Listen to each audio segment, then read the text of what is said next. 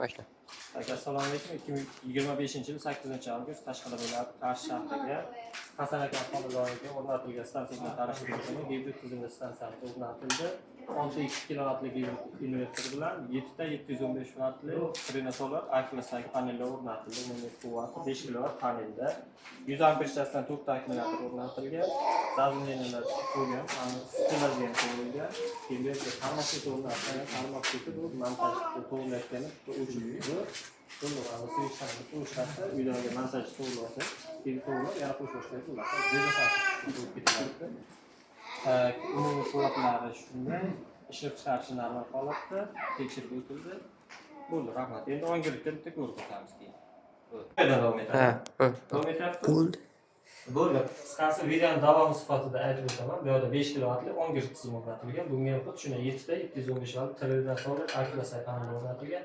Tarmoq shekli o'rnatilgan, zachtlik uchun.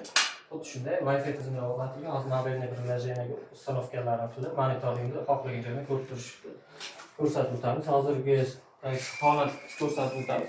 Tabloni ko'rib atroda umumiy chiqarayotgan quvvatlarimiz 860 vatt hozir ham beryapti. Soat 6:30 dan o'tdim deyman. 7 dan o'tdi. 7 dan o'tdi o'sha.